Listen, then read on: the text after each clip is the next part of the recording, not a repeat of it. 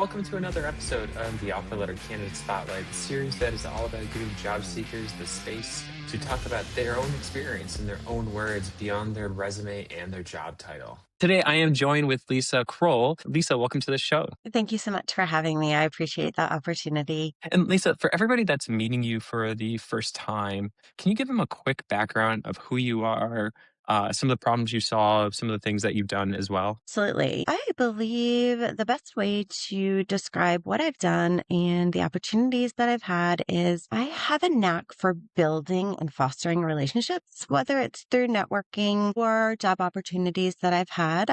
People tend to trust me, trust my advice, experiences, and ultimately my education.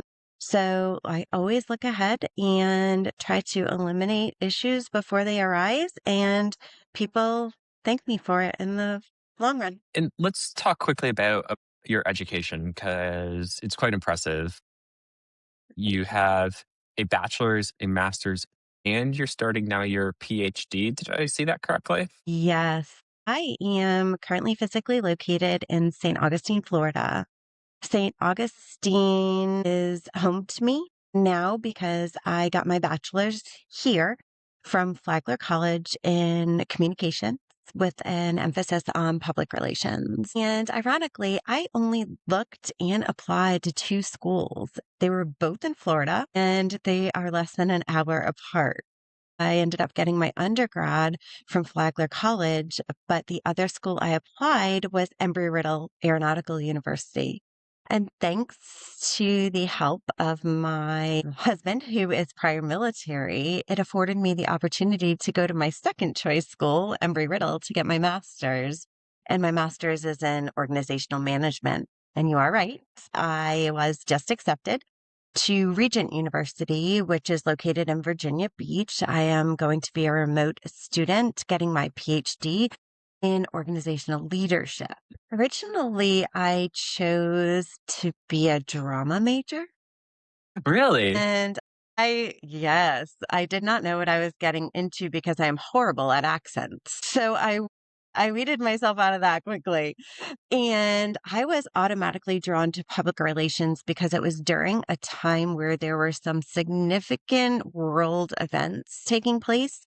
And I was automatically drawn to how companies were formulating their responses to them. So, written communication, verbal communication, and being behind the camera to express either the comfort that was needed or expressing the cause and effect of the situations was something that I was really drawn to because I believe that you should anticipate something happening in the future, positive or negative, and be able to communicate that well, either in written form or obviously video form.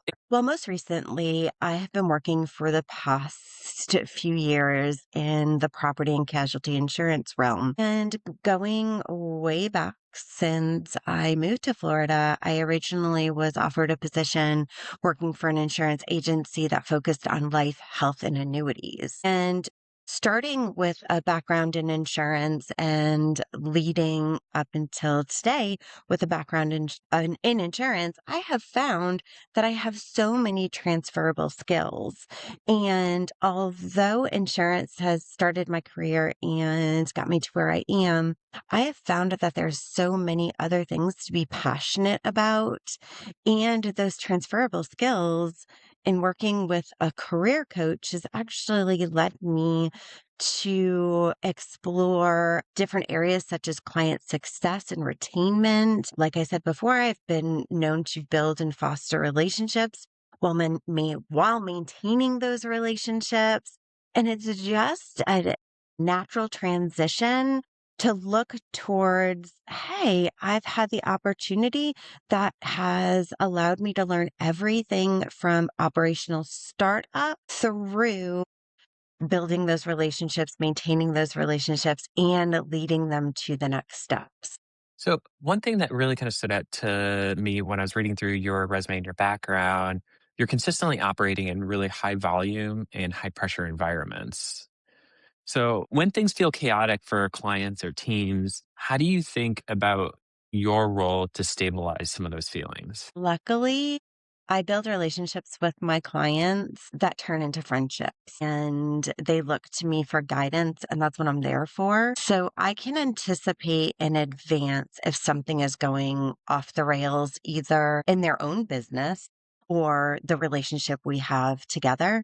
And that allows me to anticipate an issue before it happens so I can guide them on, hey, why don't we take a look at this a different way and let me explain the reasons I'm suggesting this and the steps we can get to end up in this position where it might offer you a little less stress in your role. And to kind of go on to that point, you just mentioned a really good point of you can or you anticipate a lot of these needs kind of coming up. How do you do that? And obviously, it's fostering relationships and building, but is it the communication? Is it understanding their needs? How do you take that strategy of anticipating what they're going to need in the future or what might change? Luckily, my professional experience has allowed me to be connected with individuals that have sought my experience and expertise where I don't necessarily have to go to them. And I have worked with everyone from an estate planning attorney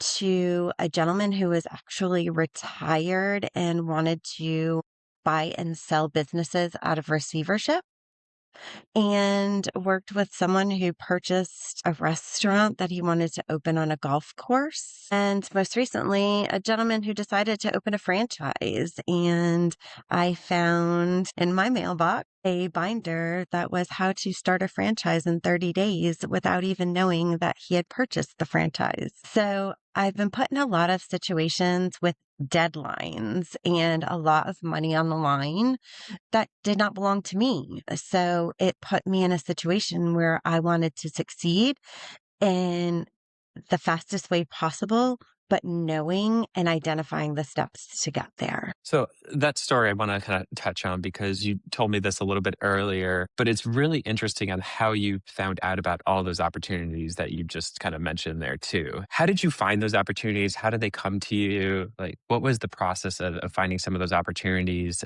that you kind of just mentioned in that sense right there or in that little story? I definitely believe that you should lean on your friends and your network because they know you best. And working with the estate planning attorney, ironically, was thanks to my husband, who was bragging about his wonderful wife while he was working with this estate planning attorney as her interior decorator. So they were spending a lot of time together, and he elaborated on my skills, my strengths, and the position that I he thought I was good at. And she literally asked to meet me for lunch the very next day. The gentleman who bought and sold businesses out of receivership came from a cousin of mine who knew that he retired, but all of a sudden wanted to work again. He was bored. And she said, you'd be a great friend to him. And as a friend, you'll be a great sounding board. And you can also go in and do the due diligence of these different businesses that he's trying to buy out of receivership and take a look at where they're lacking, where structure needs to come in, and really what made them fail to the point where they're in receivership and revamp them to be successful. And tough for people to have faith in me in such different areas has been a great compliment to me. And a lot of my experience has happened that way.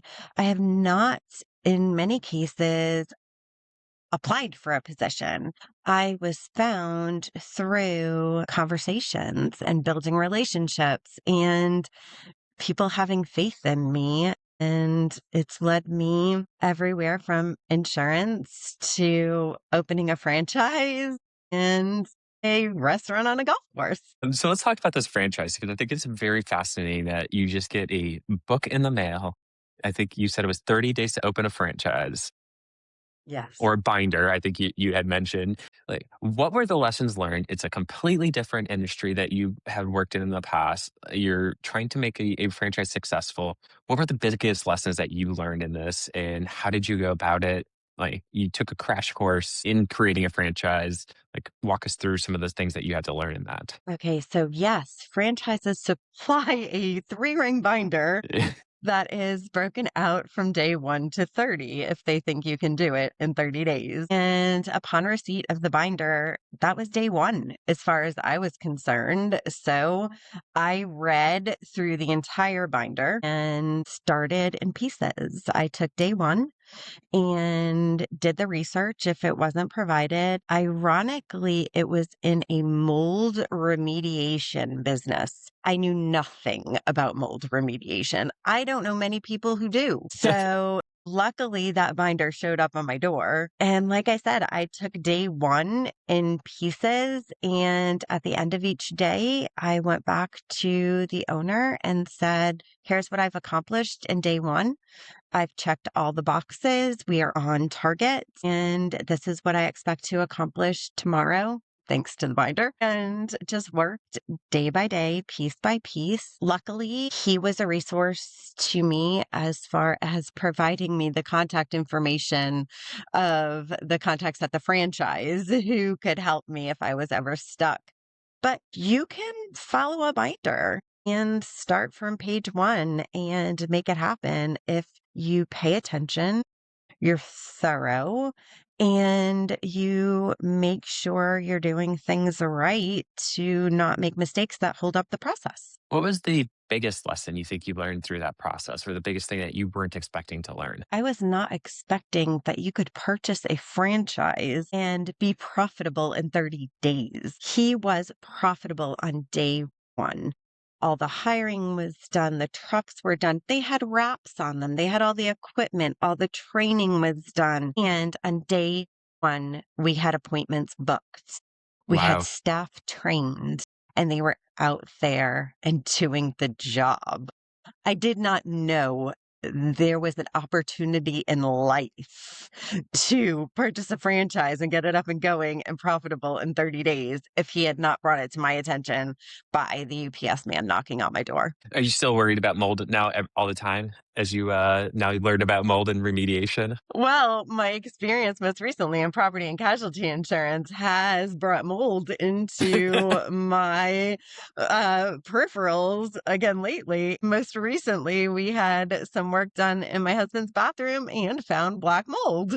So it is something that I think about now.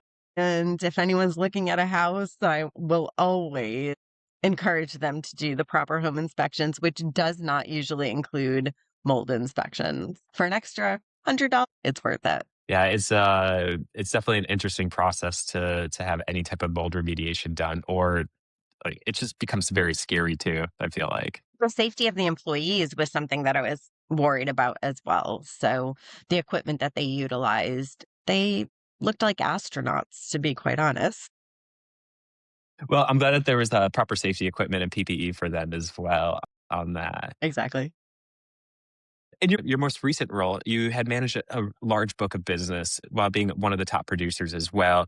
Can you walk us through some of the specific client situations where you had to balance coverage, costs, long-term trust? Kind of how did you go through that? Obviously, without naming clients as well. Yes. I most recently had a client who came to me, and usually for property and casualty insurance specifically, if you want to get a quote on insurance, you would provide your current insurance policy so the agent was able to provide you a quote that is apples to apples to what you currently have, while also affording them the opportunity to recognize some gaps in coverage. And a client came to me through a referral of other friends and brought me his insurance policy, which was through a carrier that in the state of Florida is considered the carrier of last resort because you are not able to get an insurance policy elsewhere. Luckily, that exists in the state of Florida, but I really have to identify and interview the client to figure out, wait, Why exactly are you with the insurance carrier of last resort? So that's an interview process that also builds trust, but they realize that you're asking questions for a reason and you're just building an educational foundation to provide the best quote. Now, I treated every opportunity to quote someone on an insurance policy like a mission for me to find them the best policy possible, almost with a coupon in my back pocket because I wanted to get them the best premium I possibly could. So that was something that encouraged me to search and search and search until I could find the best carrier with the best resources, financial stability, technology available, claims handling, that type of thing in the state of Florida. It's called an A-rated carrier. Well, this client came to me with this policy and I started asking questions and come to find out after doing some research, which I would also do through public records. In this case, it was the property appraiser. And I uncovered the fact that not only was his home in a historic district, but it was a historic home. Now, the property owner did not know he purchased a historic home and had just replaced his roof, which was one of the reasons he was with the carrier he was with, because a lot of carriers want to know that your roof is stable, especially in Florida with our weather pattern. So when I uncovered that he lived in a historic home, he did not realize he needed to work with the city to get approval on any upgrades he made to his home because they did have to maintain the historic integrity of the home. In working through that, we had a conversation about the fact that it was not only his primary residence, but he traveled for work. It was a duplex, and the first floor was his quote unquote primary residence, and the second floor was a short term rental managed by a property management company. However, while he was traveling, he was also renting out the first floor where he lived. Well, the insurance carrier he was utilizing did not cover short term rentals. So if he ever had a claim, it would have been denied.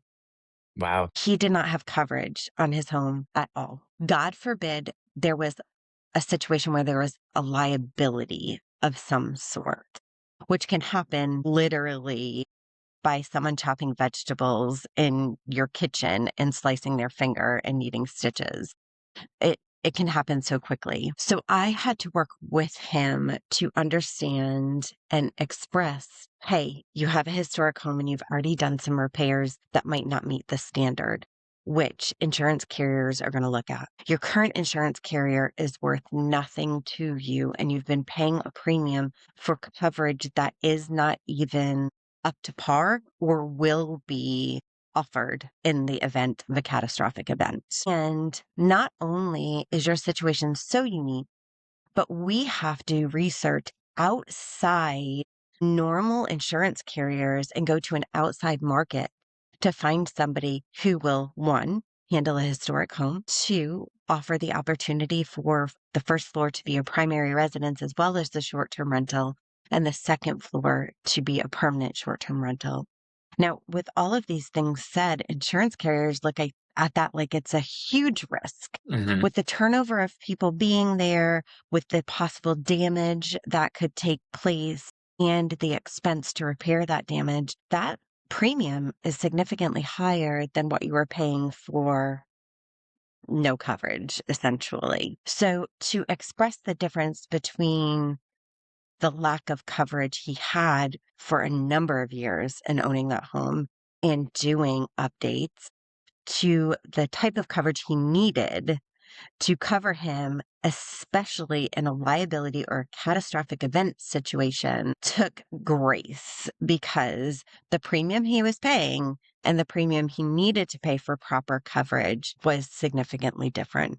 But in that event, you break it down if you need to by month, by day, you compare it to the rental income you're receiving, and you really analytically look at it so they understand the value for the money that they're getting in the policy and why they need a better policy than what they have. So there's a lot of handholding and a lot of trust that goes on with that process.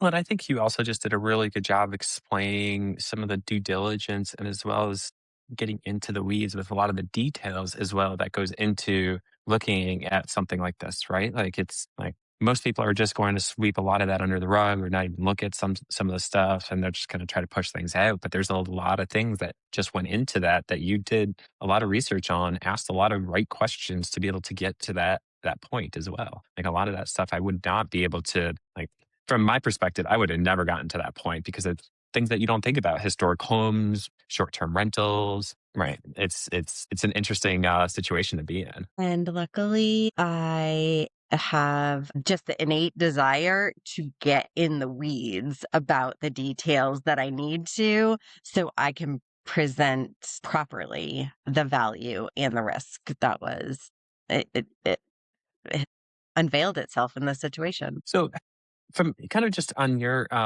perspective, especially in this world, where do you think some advisors also start losing credibility with potential clients? A lot of advisors will not even look at that current coverage and they will just guess and value your home at a certain amount, not knowing your furnishings. You might have grandma's antiques in your home where they estimate that you have IKEA furniture in your home.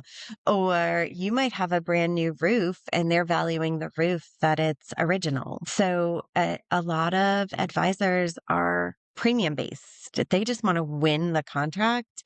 And unfortunately, a lot of people looking for insurance, I don't want to talk about insurance. I've been in the industry more than once, and I'm looking at a file folder that says homeowners insurance, and the documents are nicely filed in that folder, but most people get that envelope in the mail and don't even open it. They just put it in a stack and don't evaluate, do they have enough coverage? And like I said, being in a state where there are natural disasters, it's really something you need to know about because it's your largest asset. You want to protect your largest asset properly and work with somebody you can trust to do that. That is not just going to offer a low premium without the coverage behind it. I will probably be looking at our policy here probably after we record this. It's actually Don't in that forget file your auto cabinet. insurance. Any additional exposure, get an umbrella policy. You got to look at all the things. So you have managed over 500 clients in a high volume environment, and you also still drove exceptional satisfaction.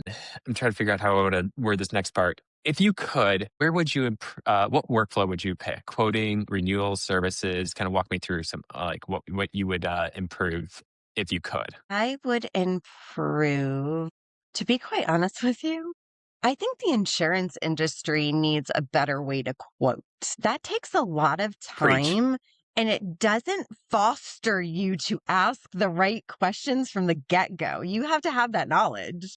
And it's not from any one single agency and it's not one type of insurance. I mean, I've been in health, life, annuities, property, casualty.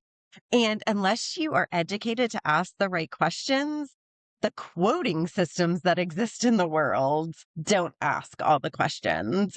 So I want to build my own, own app that individuals could possibly use or that agents can use to ask more questions and quote properly so it's not on the agent and their education and experience to do so. And you have received plenty of high reviews and high marks throughout your experience within insurance.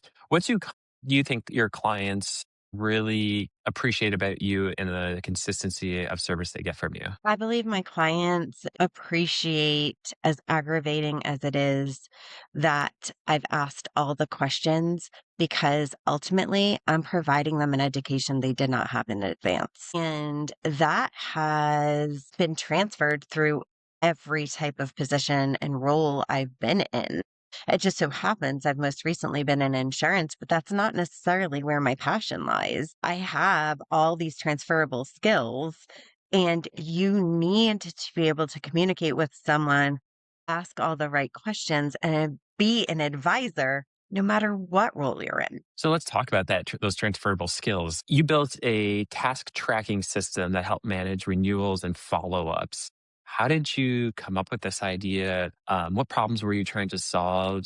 How did you go about creating this system as well? That it was easiest for me to plan my day if I started the day before. And I would outline for myself what the next day looked like. And that to do list just expanded over time and years, where I would create the foundation where I could hand somebody sort of like the 30 days to build a franchise notebook.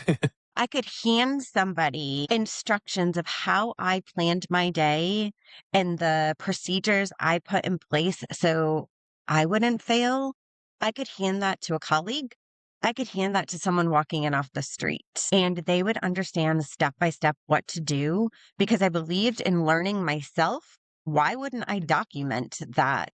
So in the future, it could be utilized for anyone. And I could hand that to the business owner, but I also had it for myself because pieces of that could be used in any other role that I would have. It has transferred into my life. I can follow my daily routine. It might seem obnoxious to people, but it also fosters this level of perfectionism where you don't have a way to mess up because you just go from step one to step two and handle everything as you need to in order. And the guidelines, it's almost like a flow chart. It's like if the answer is yes, you go down this road. If the answer is no, you go down this road. And anyone can follow that. Why not build it from day one? And I probably started that in junior high school. And how do you kind of take that into a corporate setting? Do you just use it through like an Outlook or a calendaring function? Do you do it through like a Microsoft list or a product like that? Or kind of how do you try to build it out so you understand kind of what you have to do in the next up in the future? Or do you use like a reminders note like through like your iPhone? Kind of just trying to pick your brain a little bit there and try to figure out how you do it too. Find all of my resources. Luckily, I have experience using everything from Microsoft Projects to Outlook. I use my phone. I still use a yellow legal pad. I've used tons of CRM systems. And thank the Lord, all of a sudden AI exists. I use that to the best of my ability and look for all the different outlets and help them work together. But I constantly have reminders set for myself. It probably aggravates everyone around me, but I don't want to miss something.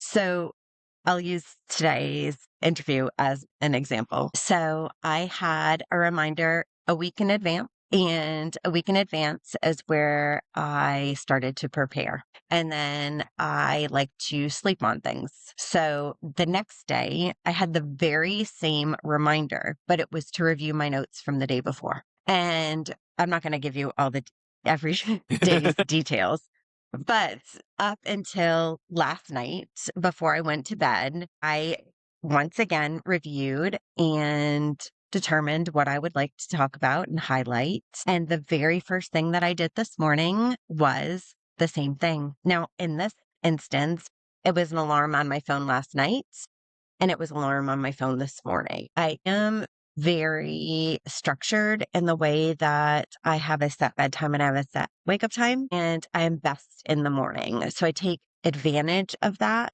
and I do my best work and outline my day that way.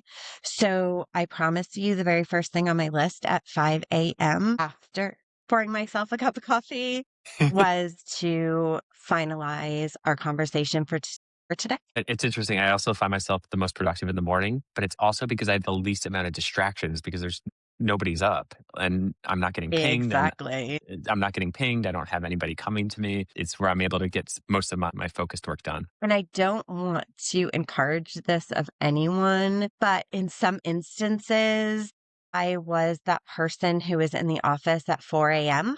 because I got all my work done for the day in a sales environment, if that was the best way for me to do things, so I was at the ready for the sales calls or the handoffs, or just to be there for my employer who walked in the door and had 100 things on his or her plate, and they could turn to me and say, I have 11 quotes that have to get out today. Who can take them? And I was already done with my work for the day. And I said, I'll take all 11. So it it's just a mindset. It's the way I work, and it's not healthy. I will say that because I have a mind that doesn't shut off. But I also know how to balance that where, like I said, I will sleep on things if I have that energy in the morning and I know it's going to be a busy day. I'm there for it. But I also understand how cyclical environments can be and when it's a good time to maybe take some time off. And I've also been the director of wellness for an organization. So I am very versed in health and education and work life balance, which is very important. So that's an interesting kind of standpoint as well, because it is a huge aspect within today's corporate environment is health It and is. wellness and well-being. Highlight some of the things that you kind of just got to see being a part of that role, some of the things that you had done there. Because I don't know if I actually saw that part on your resume, but I'm very curious to hear from you about that. Well, it was something that I brought up when I was working originally with health insurance clients. So I handled large groups and consistently, this won't be a surprise to anyone anywhere. You never see a reduction in your premium on insurance. It doesn't matter what type of insurance. The rates go up every year. It's a thing. It's never going to change. And what I was noticing were the rates were going up by so much year over year, but there was a direct correlation to the claims that were being filed. So if I was looking at a large group, I was not privy to Joe Smith filed a claim for a lung transplant. Those types of details are not available to the employer, to the broker. It does not matter. But what I could see is that, hey, your claims are broken up by, these are the claims related to smoking. These are the claims related to obesity. These are the claims related to diabetes. And I just went to my boss one day and I said, "The way we can combat the increase by sort of attacking this from a different angle and educating the employees on the proper way to use their benefits." And originally that was, instead of going to the emergency room, maybe try to schedule a doctor's appointment. But if it's urgent, you think you need to go to the emergency room, there's something called an urgent care facility. And not only would it be less expensive for you, it'll be less expensive for your employer. So this is how you should utilize your benefits. Then if we see either using their benefits properly, but there are still these comorbidities of one type of another, how can we encourage them to? I have to refer back to, so my master's thesis was on the difference between intrinsic and extrinsic motivation. So I got that from working in wellness because certain people are motivated by the carrot and certain are motivated by the stick. So we looked at in a lot of situations where, hey, how about we pay for you to take a health risk assessment? So, we don't know the answers to what your pros and cons are health wise. So if you want to address them, you address them. And if you do this health risk assessment, not only does it help us gather information about how we can attack the claims, but you also know where you can focus. Well, we took that a step further and put programs in place, such as, I don't know, at the time it was The Biggest Loser was something that it was huge. Yeah, So I we would remember. put that program, remember? We would put that program in place in an office setting or a warehouse setting or what have you, and made it a competition amongst employees. And it simply came from the fact that I was handling large group accounts, presenting them with 25% rate increases year over year. And I turned around and went to the owner of the brokerage company and said, "Let's attack this a different way. Do you think it's a good idea? And will you allow me to start running these fun programs and offering incentives and giving away bicycles and having health fairs?" And he's like, "That's a great idea. It's a value added service to our clients." And it took off to a department where, I don't know, last I knew, there were 4 under me, and it's just grown from there. Wow, that's impressive. Thanks. Just a crazy idea, a shot in the dark, you know? Right? But always consistently re-innovating it and kind of rethinking about how to go after problems that don't seem like there's obviously an issue there where you found a different solution and how to try to combat that. And it's the way my mind works, and I don't know how to explain it, but I'm always looking to fix the problem or prevent something from happening because I don't want a disaster on my hands. I'd rather not have somebody upset or have to fix a problem if I can prevent it. So one of the things on your resume, you've worked on one exchanges, which leaves very little room for error. Can you recall or do you know a moment where something almost went wrong or you caught an error before it went through? Yes. That And smile told me the cue. I'm actually gonna tie this back to my experience working for an estate planning attorney in Arizona. So the one my husband got me the job. So you're handling people's funds basically so they go from one pot of money to another pot of money. So you are not in control to protect the tax implications. Well, I learned way back when attorneys also handle money for clients on a retainer basis. And there are a lot of legalities involved when you're doing that. So you want to make sure that funds stay in the buckets they belong for. In this instance, there's tax liability involved. So to quote unquote catch something is to make sure you always know where those funds are, who they belong to, and that they're in the right bucket.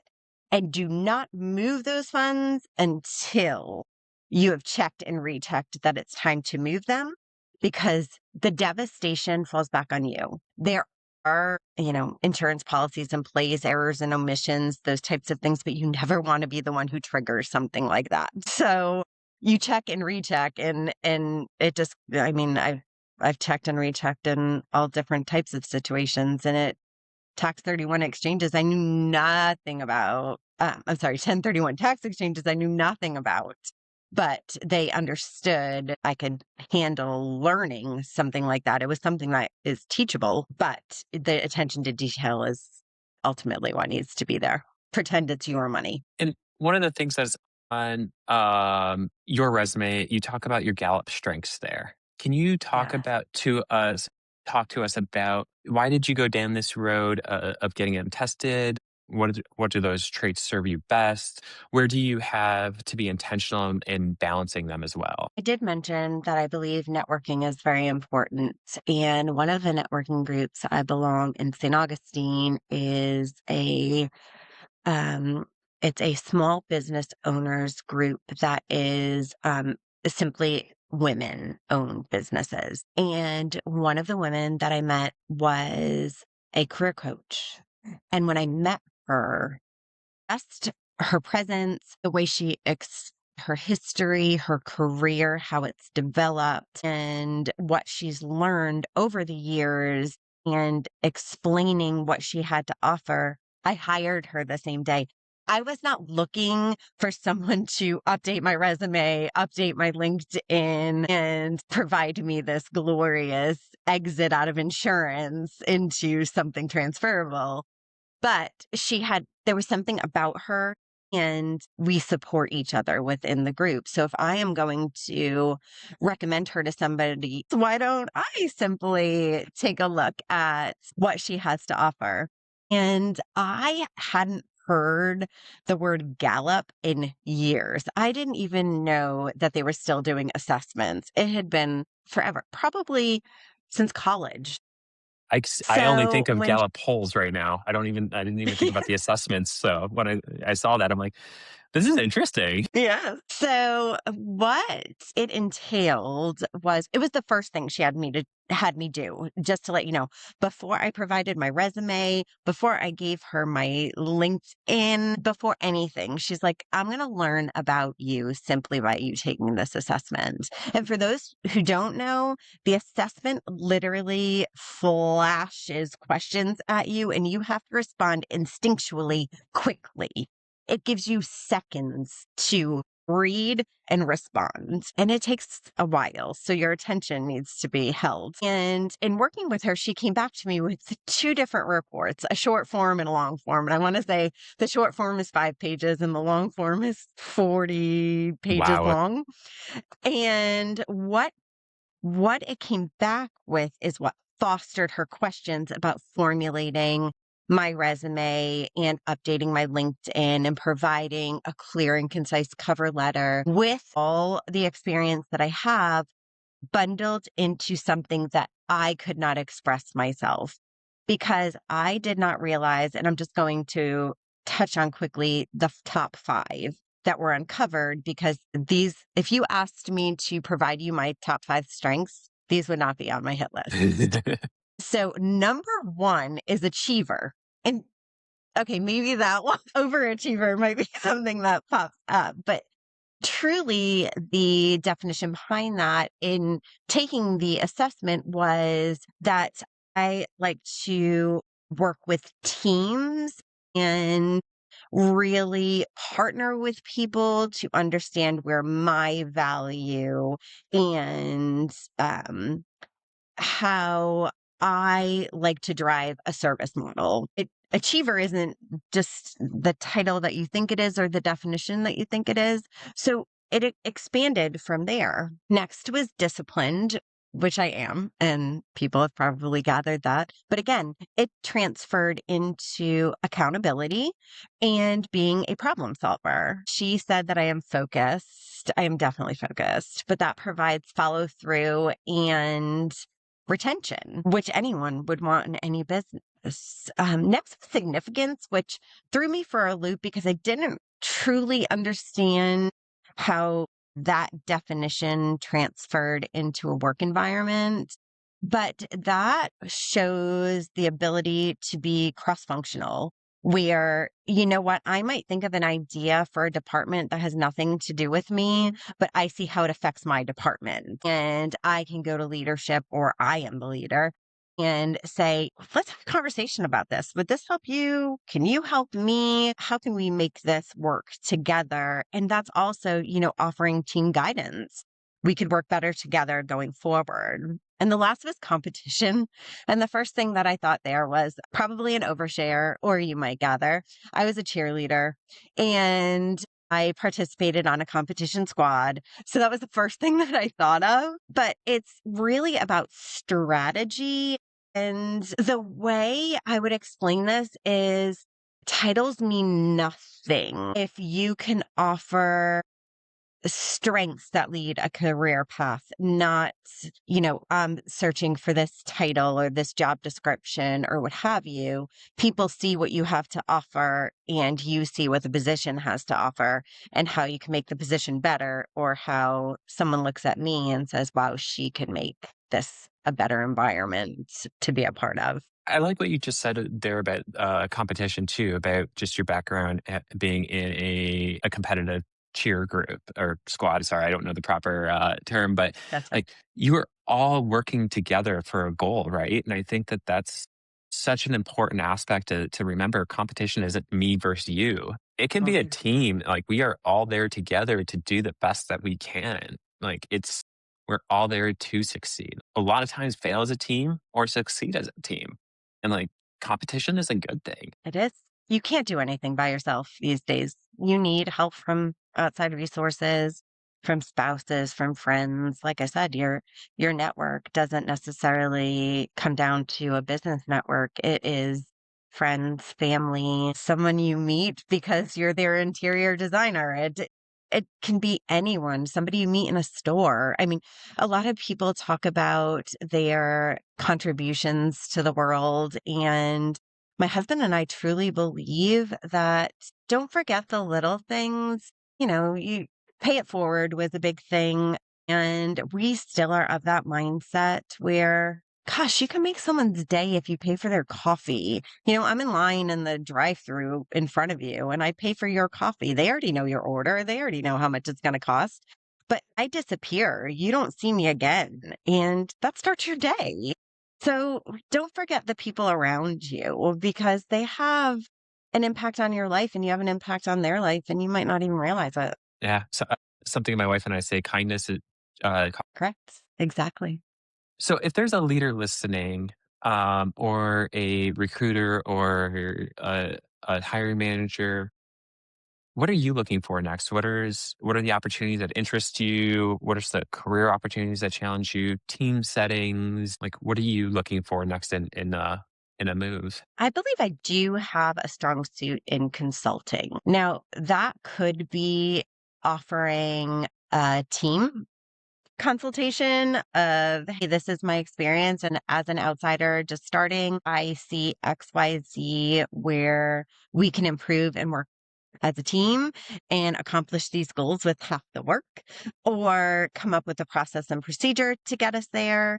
Ultimately, it comes down to the client or the customer you're working with. I have a strong belief that I bring to the table something just in my personality and my internal drive that that comes naturally to me. You cannot teach someone that. I'm sorry. All the education in the world and it translate. It just doesn't. So looking forward, just helping someone with their own business development is something that I'd like to see gratification going from we started here and here's where we've ended up.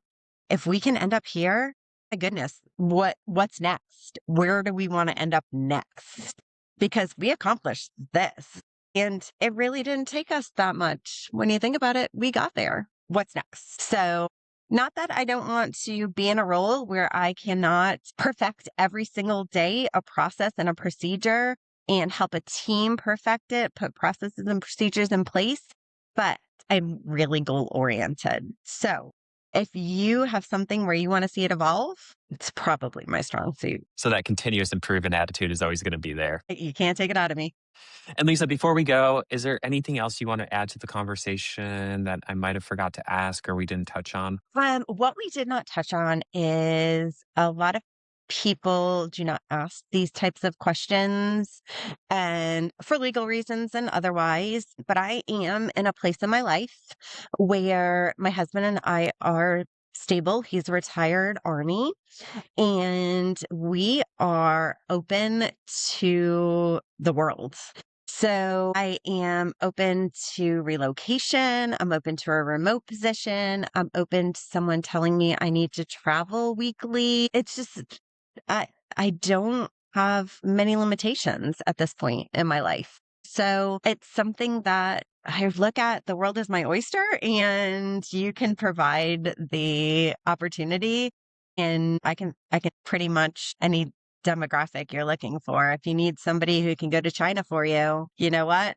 That job in Rhode Island where we were buying companies out of receivership, it needed to happen. And I got all the shots and off I went. So if you're listening and you have opportunities anywhere, just reach out to Lisa because she will also come up to the north where it's -2 this morning if you really need her to. She will go buy that parka. I'm not afraid to go shopping. And I'll make sure I also include your LinkedIn in the show notes. So if people want to connect with you on that as well, they're more than welcome to reach out to you there too. But Absolutely. Lisa, thank you for your time today. Thank you for joining me. It was great to learn from you as well. And thank you again for your time. And that is another episode of the Offer Letter Candidate Spotlight. Thank you so much for having me. I truly appreciate it.